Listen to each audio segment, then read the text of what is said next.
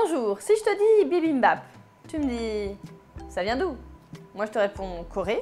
Toi tu me dis mais c'est à base de quoi? Et moi je te réponds c'est à base de riz et de plein d'autres merveilles que je t'invite à découvrir tout de suite dans les ingrédients.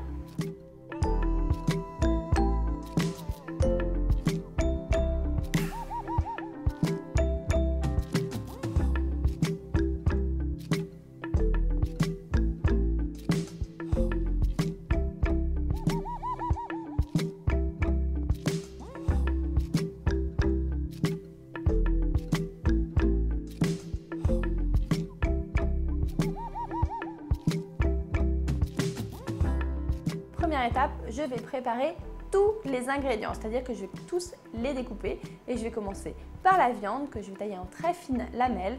L'idée est vraiment d'avoir des tranches très fines, ce qui nous permettra de les cuire minutes. Et je poursuivrai avec les carottes, les courgettes et les champignons. Je vais maintenant émincer finement les champignons et ensuite je vais râper gingembre et ail.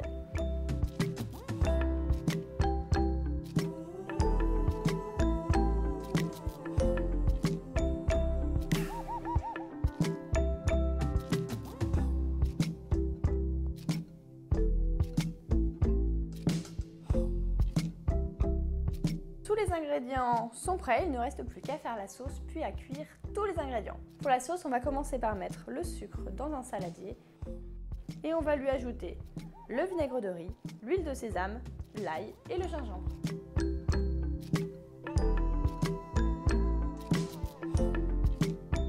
Je vais maintenant recouvrir la viande de cette délicieuse sauce.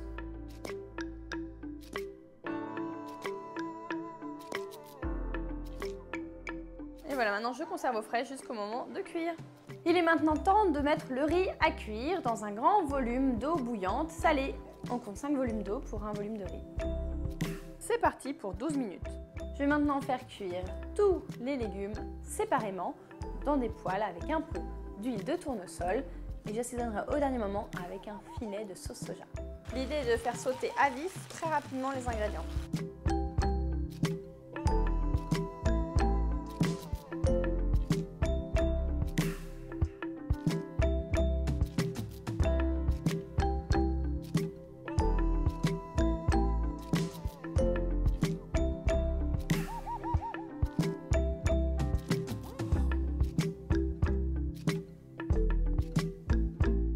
Lorsque les épinards ont perdu toute leur eau, je les débarrasse et je vais les remplacer par un autre légume.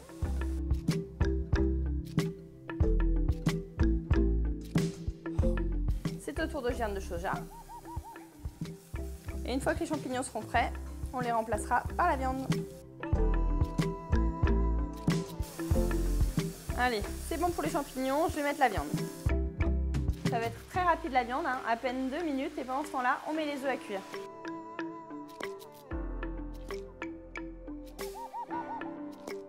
On va procéder au montage du bibimbap. Je te conseille de prendre de grands bols.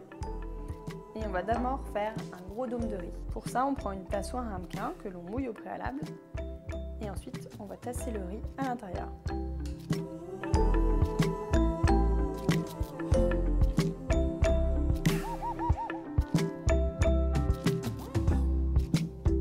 Le principe du bibimbap, ce n'est pas qu'on va tout mélanger ensemble, puisque c'est le convive à table qui le fait.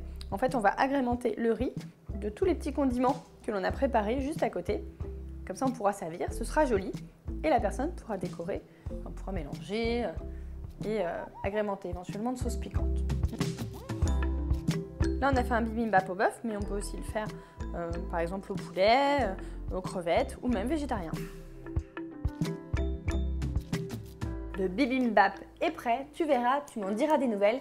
Et entre nous, si tu as quelques graines de sésame, mets-en un peu sur le dessus, ce n'en sera que meilleur. À très vite dans Recette Roulette.